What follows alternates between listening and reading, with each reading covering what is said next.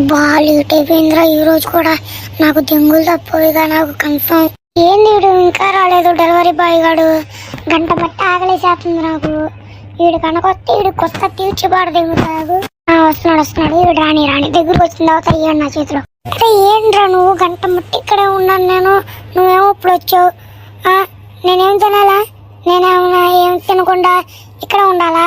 అయ్యో sorry madam, ఇప్పుడు వచ్చా కదా మేడం, తీసుకోండి మేడం ప్లీజ్ మేడం. లేదురా, మంచి అన్నంలో మంచినీళ్ళు కలుపుకుంది అన్నారా?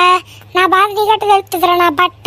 అయ్యే అట్టనగండి మేడం, దండం మేడం, ఉన్నది ఒకటే జాబ్ మేడం, ప్లీజ్ మేడం తీసుకోండి మేడం. నేను తీసుకోండిరా, నీ జాబ్ ని మూపించి పాడు దెంగితే గానీ ఈ రోజు నాకు ప్రశాంతత ఉండదు. చూడు మూపించకపోతే నీ షాప్ ని. మేడం ప్లీజ్ మేడం, ఒకసారి త్వరగా వస్తా మేడం. మేడం ప్రాణం మేడం ప్లీజ్ మేడం. సర్లే అయ్యి, అయినా నేను ఈ జాబ్ లో తీపిస్తారా? చూస్తుండు, అంత పని చేయకండి మేడం, దండం మేడం. ఏంద్రా ఇది వేస్ట్ బతుకైపోయిందిరా బాబు. ఎందుకురా నేను ఉండి ఇక్కడ ఈ భూమి మీద? నన్ను చంపేయచ్చు కదా దేవుడు. అబ్బా ఇంపుడిందిరా మెరుపు, ఒళ్ళంతా నొప్పి వచ్చేస్తుందిరా. ఏంది తలకాయ తిరుగుతుంది, ఏదో లెక్సిపోతుంది పైకి. నాకు ఏదో అయిపోతున్నా, కాళ్ళు కూడా చాలా నొప్పి పడుతుంది. రేపు పొద్దున్న కల వెళ్ళి డాక్టర్ దగ్గరికి వెళ్ళి చూపించుకోవాలి. మా అమ్మ నాకు అసలు ఓపిక లేదు. ఏంది ఇంకా రాలేదు ఈ సార్ వస్తా అని? సరే వెయిట్ చేద్దాం. అయ్యా మీరేనా అయ్యా? మీరు మెరుపడిందని ఇక్కడికి వచ్చింది? నేనే సార్, నేనే. అవునా? అరే నీ అబ్బా, నువ్వు మనిషి మన మృగాన్ని వారు నువ్వు. అయినా మెరుపన్న ఎట్ట బతికేవరా? సార్ ఏమో సార్, నాకు తెలియదు సార్. నిన్నటి నుంచి నా ఒళ్ళంతా నొప్పులు వచ్చేస్తుంది, తలకాయ నొప్పి, కాళ్ళు నొప్పి భయంకరంగా వచ్చేస్తుంది.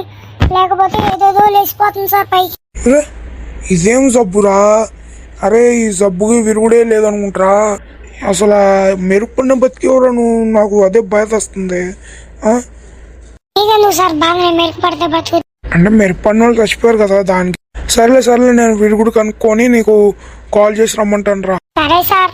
ఇద్దరు ఎవరు నాకు పుట్టాలనిపిస్తుంది సార్. వానమ్మ ఇదేం ప్రాబ్లం రా బాబు? ఏంద్రా ఈ రోజు కూడా మళ్ళీ డెలివరీకి లేట్ అయింది, అలానే స్కూల్కి వెళ్తా కూడా లేట్ అయింది. ఎవరిని చూసినా తట్టే బుద్ధి అవుతుంది. మళ్ళీ ఒకసారి వెళ్తాం ఆగండి ఆ డాక్టర్ గారి దగ్గరికి. సార్ నా సమస్యకి విరుగుడు దొరికిందా సార్? ప్లీజ్ సార్ చెప్పండి సార్. ఒరే నాయన అదేం సమస్య రా బాబు? అసలు నాకు పేరు అయితే లేదు కానీ నేను ఒక పెద్ద డాక్టర్తో పనిచేశారా. నాకు 25 సంవత్సరాల ఎక్స్పీరియన్స్ ఉంది.